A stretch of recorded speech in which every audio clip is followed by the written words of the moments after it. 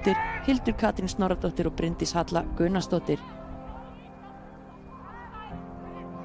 Bruglin. Aftur Bruglin.